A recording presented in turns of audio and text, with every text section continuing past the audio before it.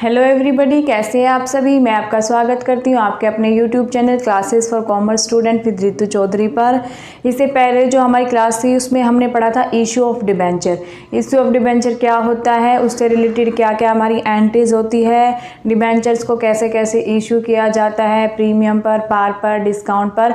ठीक है, तो आज की क्लास में उनसे रिलेटेड हम एक प्रैक्टिकल क्वेश्चन करके देखेंगे, सभी से, एट पार से, एट प्रीमियम और एट डिस्काउंट से, ताकि आपको अच्छे से कॉन्सेप्ट क्लियर समझ में आ जाए कैसे हमारी एंट्री की जाती है, कैसे डिबेंचर को इशू किया जाता है। तो चलिए बेटा स्टार्ट करते हैं। हमारा फर्स्ट क्वेश्चन देखिए, Tirupati limited issued 20,000 11% debentures of ₹100 each.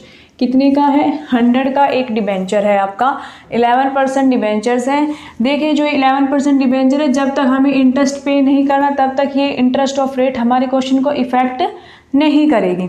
तो इसको देखकर आपको घबराना नहीं है कि 11% आ गया, इसका हमें क्या करना है। कुछ नहीं करना, जब तक क्वेश्चन में ना बोले कि आपको इंटरेस्ट की पेमेंट करनी है तब तक हमें इससे घबराने की ज़रूरत नहीं है। ठीक है, ₹25 ऑन एप्लीकेशन, 25 रुपये अलॉटमेंट पर आए, 25 रुपये एप्लीकेशन पर आए, 35 रुपये अलॉटमेंट पर आए और 40 on first and final call. First and final call दोनों एक साथ मंगा रखे, 40 रुपये। 25 और 35 60 हो गए और 40 यानी कि 100 रुपये का शेयर है, 100 रुपये मंगाए। इसका मतलब ये किसका क्वेश्चन हो गया? एट पार का क्वेश्चन हो गया। All debentures were applied A the holder of 500 debentures. एक होल्डर है ए जिसके पास कितने शेयर है? कितने डिबेंचर है? 500 डिबेंचर है। Paid the entire amount on his holding on allotment. ठीक है, उसने क्या किया? उसकी जितनी भी लायबिलिटी बनती है, उसको जितनी भी पेमेंट करनी है, उसने क्या कर दी? अलॉटमेंट के साथ पे कर दी। ठीक है, फिर नेक्स्ट डिबेंचर होल्डर है B, the holder of 100 debenture fail to pay the allotment and final call. ठीक है, एक डिबेंचर होल्डर है जिसके पास शो शेयर है, उसने ना ही तो अलॉटमेंट की पेमेंट करी, ना ही हमारी फर्स्ट एंड फाइनल कॉल की पेमेंट करी। और एक डिबेंचर होल्डर है ए जिसके पास 500 शेयर है, उसने अलॉटमेंट के साथ ही सारी पेमेंट कर दी। ठीक है, तो इसके रिगार्डिंग हमें अपनी एंट्री करनी है। तो चलिए स्टार्ट करते हैं हमारी एंट्री इस क्वेश्चन से रिगार्डिंग। फर्स्ट एंट्री क्या हो जाएगी? ऑन एप्लीकेशन, एप्लीकेशन की क्या एंट्री होगी हमारी? फर्स्ट क्या होगी? Bank account debit to 11% debenture application. ठीक है बेटा, क्या एंट्री हो जाएगी? Bank account debit to 11% debenture application. ठीक है, कितने रुपए आएंगे हमारी एप्लीकेशन पर? देखिए 25 रुपये मंगाए हैं एप्लीकेशन पर, 20,000 हमारे पास क्या है? टोटल डिबेंचर्स है। तो 25 दूनी 50, 5 लाख। कितनी अमाउंट आ जाएगी बेटा? 5 लाख। ठीक है, फिर इसकी उसको ट्रांसफर करेंगे तो क्या आ जाएगी? 11% debenture application account debit to 11% debenture. देखिए यहाँ तक क्वेश्चन बिल्कुल सिंपल है, कुछ भी नहीं करना, तो सेम अमाउंट ट्रांसफर कर देंगे। 5 लाख 5 लाख। ठीक है बेटा, ये किसकी एंट्री थी? हमारी एप्लीकेशन की। ठीक है, अब हम करते हैं हमारी अलॉटमेंट की एंट्री करते हैं। तो पहले हम करेंगे ड्यू की एंट्री। तो क्या हो जाएगी? 11% debenture allotment account debit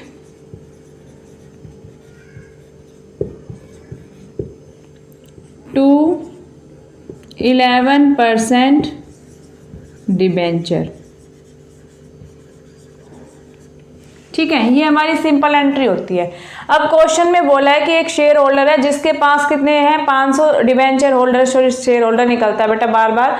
debenture holder है, उसके पास 500 शेयर है, उसने क्या किया, अपनी फर्स्ट एंड फाइनल कॉल की पेमेंट भी किसके साथ कर दी, हमारी अलॉटमेंट के साथ कर दी। तो यानी कि बेटा हमारे पास वो अमाउंट भी आएगी। पहले तो हम फिलहाल ड्यू की एंट्री करेंगे। तो ड्यू में सिंपल एंट्री होगी हमारी 11% debenture allotment account debit to 11% debenture. इसकी ड्यू की एंट्री क्या हो जाएगी, 20,000 हमारे पास डिबेंचर है, 35 का 1 है, तो 35 दूनी 70, 7 लाख कितनी आ जाएगी, 7 लाख। ठीक है, ये सिंपल ड्यू की एंट्री है। अब रिसीव की एंट्री करेंगे तो क्या आ जाएगी, bank account debit to 11% debenture application. ठीक है, अब कह रहा है कि एडवांस में भी पेमेंट आई है तो उसको भी क्रेडिट कर देंगे भाई, टू कॉल्स इन एडवांस। अब पहले तो ये देख लीजिए कि कॉल्स इन एडवांस कितनी आई है, 500 डिबेंचर होल्डर, 500 डिबेंचर्स के ऊपर फर्स्ट एंड फाइनल कॉल के 40 रुपए आ गए पहले, तो 20,000 कहाँ पे आ जाएंगे हमारे, कॉल्स इन एडवांस में कितनी अमाउंट आ जाएगी, 20,000। 500 शेयर है and first and final call की अमाउंट है 40 रुपए, तो 20,000 हमारे हो गए कॉल्स इन एडवांस। ठीक है, अब देखिए अलॉटमेंट पर पेमेंट करनी थी 7 लाख, 7 लाख पेमेंट नहीं करी क्योंकि 100 शेयर होल्डर ऐसे हैं जिसने अलॉटमेंट एंड फाइनल कॉल की पेमेंट नहीं करी। अब 100 शेयर पर 35 रुपए नहीं आए अलॉटमेंट पर, तो कितने रुपए नहीं आए, 3500 रुपए नहीं आए। तो आने थे 7 लाख, आए 3500 नहीं आए, तो इसको इसमें से लेस करके लिख देंगे तो कितना आ जाएगा बेटा, 6 लाख। इसको लेस कर देंगे 0 0, 10 में से 5 के 5, 9 में से 6,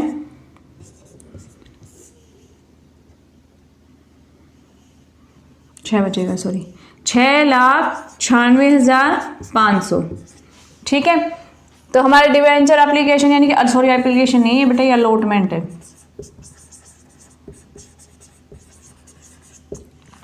तो हमारे 11% डिबेंचर अलॉटमेंट पर कितने आए, 6,96,500 और हमारे कॉल्स इन एडवांस के आ गए 20,000 रुपए। तो ये टोटल दोनों को मिला के यहाँ पर ऐड करके लिख देंगे तो वो अमाउंट हमारी क्या हो जाएगी कि अलॉटमेंट पर रिसीव हुई है टोटल अमाउंट, तो कितनी हो जाएगी,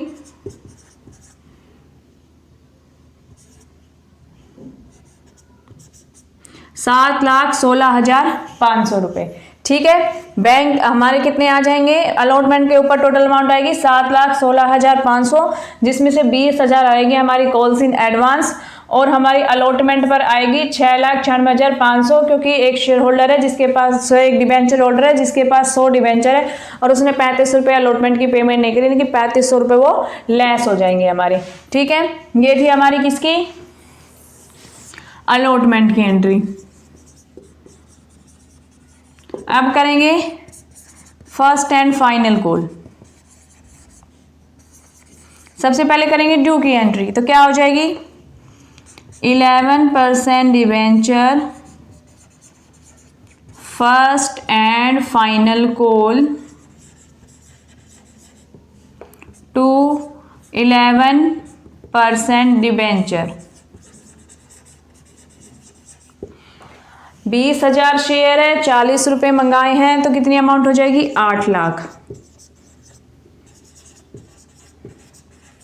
ठीक है, अब रिसीव की एंट्री करेंगे तो क्या हो जाएगी, bank account debit to 11% debenture first and final call. अब कुछ अमाउंट बेटा क्या थी, कॉल्स इन एडवांस में आ चुकी थी, तो कॉल्स इन एडवांस में कुछ अमाउंट आई, कितनी आई थी, 20,000, ये हमने यहाँ पर क्रेडिट किया था, तो यहाँ पर क्या कर देंगे, इसको डेबिट कर देंगे। कॉल्स इन एडवांस को क्या कर देंगे, डेबिट कर देंगे। कितने से डेबिट कर देंगे, 20,000 से डेबिट कर देंगे। ठीक है, अब देखिए, या तो हम इसको ओपन कर सकते हैं कॉल्स इन एडवांस अकाउंट को, अगर हम इसको ओपन नहीं करेंगे तो डायरेक्ट हम इसमें से लेस करके दिखा सकते हैं। एज योर विश, जैसा आप करना चाहते हो, जैसा आपको इजी लगे वो कर सकते हो, दोनों ही आपके राइट रहेंगे। चाहे तो कॉल्स इन एडवांस को आप ओपन कर सकते हो इस अकाउंट को, अगर आप इसको ओपन करना नहीं चाहते तो डायरेक्ट लेस करके दिखा देना, ठीक है। अब देखिए टोटल अमाउंट हुई है बेटा हमारी ड्यू कितनी, 8 लाख। कितनी ड्यू हुई है, 8 लाख, जिसमें से 20,000 हमारे कॉल्स इन एडवांस पहले ही आ गए, तो 7,80,000 बची। कितनी बची, 7,80,000। अभी 7,80,000 में से भी क्या हो गया, 7,80,000 में से भी भाई कह रहा है एक शेयर होल्डर जिसके पास है 100 डिबेंचर। बेटा शेयर होल्डर बार बार निकल रहा है, इससे पहले शेयर का चैप्टर कराया था ना, तो शेयर ही माइंड में चल रहा है, डिबेंचर का चैप्टर है, ठीक है। डिबेंचर याद रखेंगे। तो एक डिबेंचर होल्डर है जिसके पास 100 डिबेंचर है और उसने पेमेंट नहीं करी 40 के हिसाब से, यानी कि 4,000 उसने पेमेंट नहीं करी बेटा। कितनी पेमेंट नहीं करी, 4,000। 4,000 उसने पेमेंट नहीं करी, तो इसका मतलब उसने कितनी पेमेंट करी,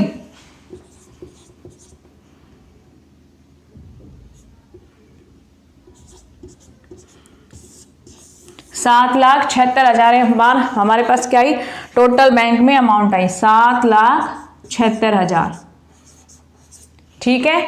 बैंक में टोटल अमाउंट आई और यहाँ पर debenture first and final call में से भी 4,000 लेस करके दिखा देंगे, तो 7,96,000, ठीक है। ये हमारी किसकी हो गई, first and final call amount की एंट्री हो गई।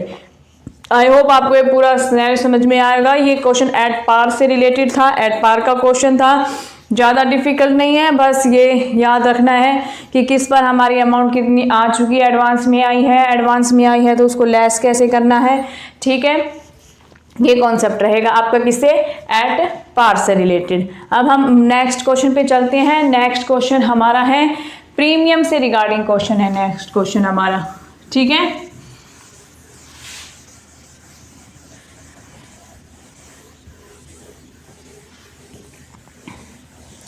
अगर आपको बेटा कोई भी एंट्री में आपको प्रॉब्लम होती है, किसी भी टाइप के एंट्रीज में आपको प्रॉब्लम है, तो आप कमेंट करके बता सकते हैं मुझे, मैं आपकी उसी टाइम आपकी उस प्रॉब्लम को सोल्व करूँगी, ठीक है।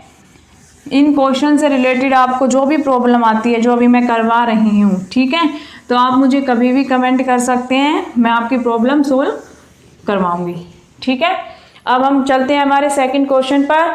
सेकंड क्वेश्चन देखिए क्या कह रहा है, Rohan chemicals limited of Mumbai issued 1 crore 10% debentures of 100 each. 1 crore debenture उसने इशू किए, 100 रुपये का एक डिबेंचर है, एट प्रीमियम ऑफ 10%। 100 का 10% फाइन कर लेंगे, यानी कि 10 रुपये, यानी कि 10 रुपये प्रीमियम है, 100 रुपये का एक शेयर था, तो 110 में उसने इशू किया, ठीक है। Payable as ₹40 on application and 70 on allotment. 40 और 70 हो गए ना, 110 टोटल, यानी कि फर्स्ट एंड फाइनल कॉल नहीं मंगाई इन्होंने, 2 इंस्टॉलमेंट पर ही सारी अमाउंट मंगा ली। 5 एंट्रीज, इससे रिलेटेड आपको एंट्री करनी है, ठीक है। तो सबसे पहले एंट्री हो गई हमारी एप्लीकेशन की। एप्लीकेशन की एंट्री करते हैं, क्या हो जाएगी, बैंक अकाउंट डेबिट टू, देखिए यहाँ पे परसेंट दे रखे डिबेंचर के सामने, हाँ 10% डिबेंचर, तो लिखेंगे 10% debenture application. 1 crore debenture issue किए हैं, एप्लीकेशन पर मंगाए हैं 40 रुपये, तो कितने हो जाएंगे, 40 करोड़। कितने हो जाएंगे, 40 करोड़, ठीक है। अब इसकी ड्यू की एंट्री करते हैं, तो क्या आ जाएगी, 10% debenture application account debit to 10% debenture.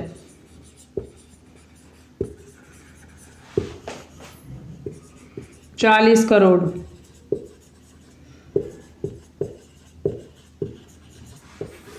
ये हो गई हमारी किसकी, एप्लीकेशन की एंट्री। अब करेंगे अलॉटमेंट की एंट्री। देखिए पहले ड्यू की एंट्री करते हैं, 10% डिबेंचर allotment account debit to 10% debenture to securities premium reserve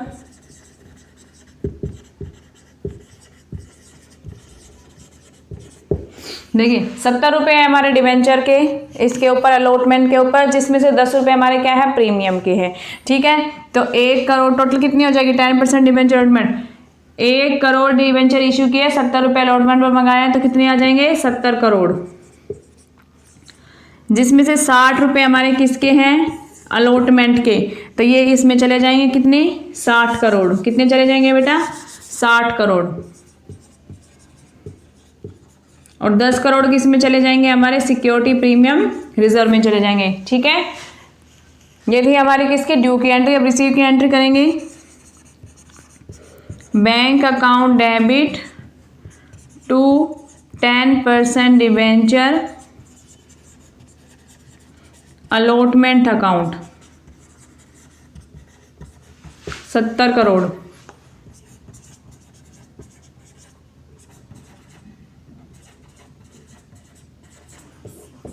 ठीक है बेटा, आए आपको एंट्री समझ में। Bank account debit 40 crore to debenture application 40 crore, 10% debenture application account 40 crore to 10% debenture 40 crore. Application की एंट्री हो जाएगी, ये हो जाएगी हमारी अलॉटमेंट की एंट्री। ठीक है, अब करते हैं हमारा हम थर्ड क्वेश्चन स्टार्ट करते हैं। थर्ड क्वेश्चन किसका रहेगा हमारा डिस्काउंट का। एट पार पर हमने कर लिया है, एट प्रीमियम पर हमने कर लिया है, अब हमारा रहता है डिस्काउंट का टॉपिक। ठीक है, इसको और कर लेते हैं हम। R limited issued 10,000 12% debentures ₹100 each at discount of 5% pass journal entries. ठीक है, 10,000 डिबेंचर इशू किए हैं ऑफ ₹100 ईच, 100 रुपये का एक है और डिस्काउंट है 5%, तो 100 का 5% डिस्काउंट निकालेंगे तो आ जाएगा बेटा 5 रुपये, यानी कि 100 रुपये का डिबेंचर 95 रुपये में इशू किया है, 5 रुपये क्या हो जाएगा डिस्काउंट हो जाएगा। ठीक है, अब देखिए इस क्वेश्चन में ना ही तो हमें अलॉटमेंट दिखा रखी है, यानी कि इंस्टॉलमेंट पे अमाउंट नहीं आई है, किस में आई है लमसम पेमेंट आई है, क्योंकि इसके रिगार्डिंग क्वेश्चन में कुछ भी इंफॉर्मेशन नहीं है, सिंपल सा क्वेश्चन है। ठीक है, तो इसमें हम क्या करेंगे एप्लीकेशन अलॉटमेंट को कंबाइन करके एंट्री करेंगे और फर्स्ट एंट्री हमारी क्या होगी ड्यू की एंट्री होगी। तो क्या लिखेंगे बैंक अकाउंट डेबिट टू कितने % डिबेंचर है हमारा 12% to 12% debenture application and allotment. ठीक है, कितने रुपए आए 100 रुपए का एक डिबेंचर है, 10,000 इशू किए हैं तो कितने हो जाएंगे 1 लाख। ठीक है, 1 लाख हो जाएंगे बेटा, लेकिन सॉरी 10 लाख हो जाएंगे, कितने हो जाएंगे 10 लाख, लेकिन इनमें से क्या किया 95 शेयर पर इशू किए, 95 रुपये पर इशू किया, 5 रुपये का डिस्काउंट है तो 5 रुपये के हिसाब से नहीं आएंगे, 10,000 पर 5 रुपये यानी कि 50,000 अमाउंट हमारी नहीं आएगी, वो हमने क्या दे दिया डिस्काउंट दे दिया।